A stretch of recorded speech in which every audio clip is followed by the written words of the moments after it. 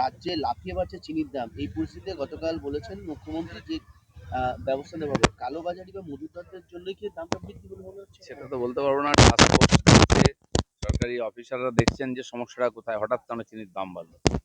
আর যেহেতু মুখ্যমন্ত্রী নিজে বিষয়টা দেখছেন, তো সবাই একটু অপেক্ষা করা উচিত। তার সঙ্গে এখন তার বিয়ে থাকতে সাবধানে একটু করা উচিত। নিশ্চয়ই সরকার রাস্তা বার করবে। দুদিন ক্ষোভের মুখে আরাবুল ইসলাম নিষ্কাশিত এবার রিতব্রতর সঙ্গে দেখা করলেন তিনি বিধানসভায়। দেখুন, আরাবুল ইসলাম নিজে একটা সমস্যা, টিএমসির মধ্যেই সমস্যা। টিএমসি থেকে আইএসএফ এ গেল, ওখানে ঝগড়া লেগে গেল, ওখানে আবার টিএমসিতে আসছে। তো এই ধরনের লোকেরা রাজনীতির বাইরে থাকলেই ভালো, কিন্তু কোনো না কোনোভাবে তারা জায়গা পেয়ে যায়। তখন পার্থবাবুর ডান হাত ছিল, এখন একটা হাত খুঁজছে যেটা ধরে রাজনীতি করবে। ভাঙড়ের যে অশান্তি, হিংসা, এত লুটপাট এরাই শুরু করেছে, এবং ভাঙড়ের লোকেরা শান্তিতে থাকতে দেয় না। আমার মনে হয় এই লোকগুলোকে রীতিমতো রাজনীতি থেকে আলাদা করতে হবে।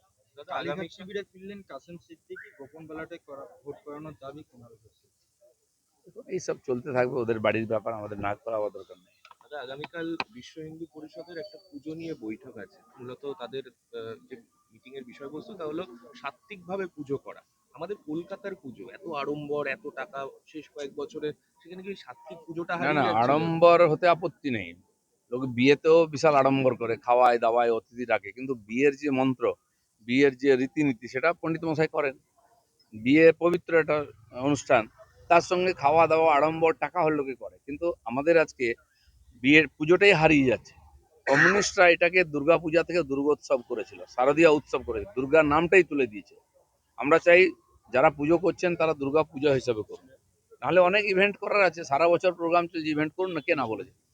পুজোর পরিবেশ শ্রদ্ধা ভক্তির সঙ্গে পুজো এটা হওয়া উচিত, আর সেটা সবাইকে আপিল করা উচিত, এবং রীতিমতো পুরোহিতদের প্রশিক্ষণ হয় যাতে বিধি বিধান অনুযায়ী পুজো হয়।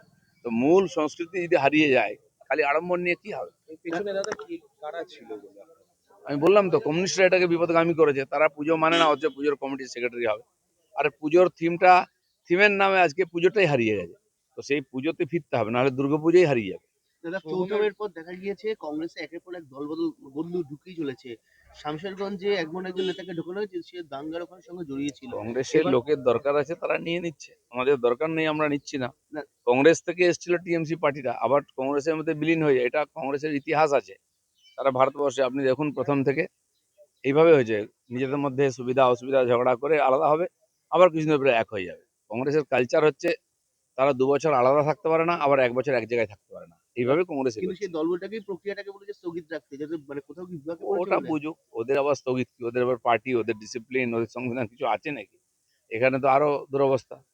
দাদা, অভিনেতা শোভন চক্রবর্তী এবং তৃণমূল নেতা, তার বিরুদ্ধে বেহালা থানায় অভিযোগ দায়ের হয়েছে। তার মারধর কারণ করা, কাঠমিস্ত্রিকে মারধর করেছে তার টাকা চেয়েছে বাড়িতে। বলে এর আগেও তো কমপ্লেন হয়েছিল ওনার নাম এই ধরনের ব্যাপারের জন্য।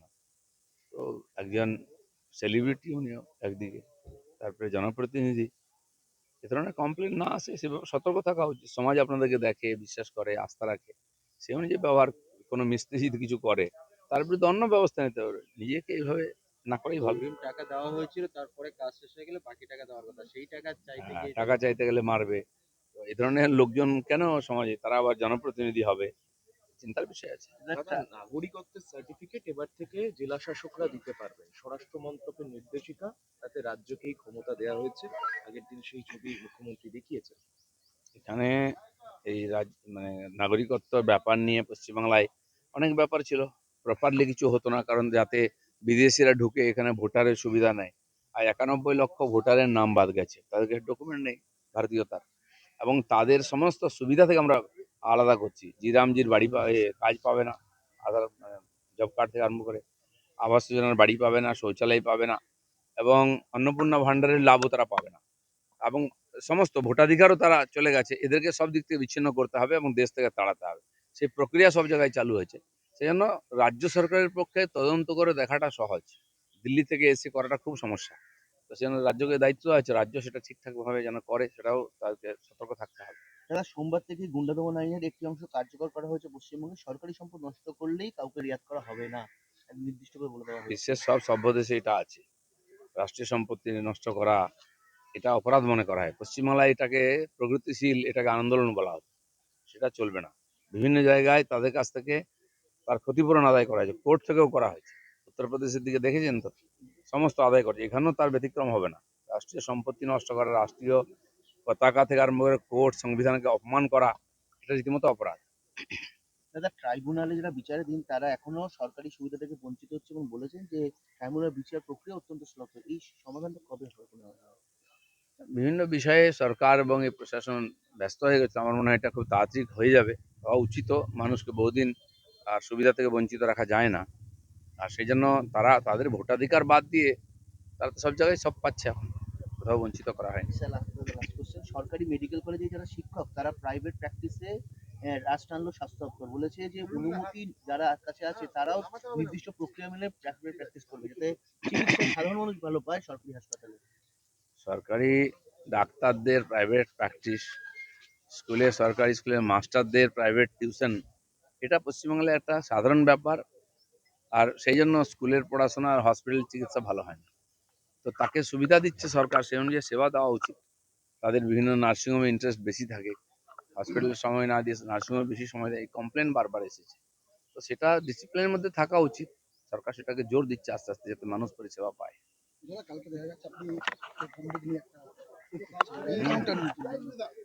খড়গপুর আমাদের শুটিং ক্লাবের ওখানে প্র্যাকটিস চলছিল, তারা আমাকে আজীবন সদস্যপদ দিয়েছেন।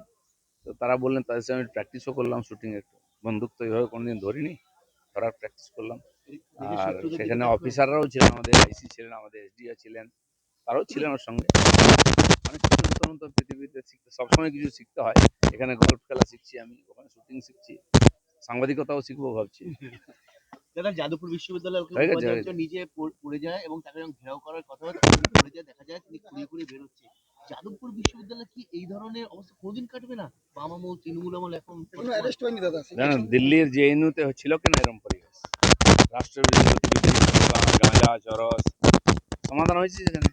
দেশ বিরোধী শক্তি রাজপথ বিবেকানন্দ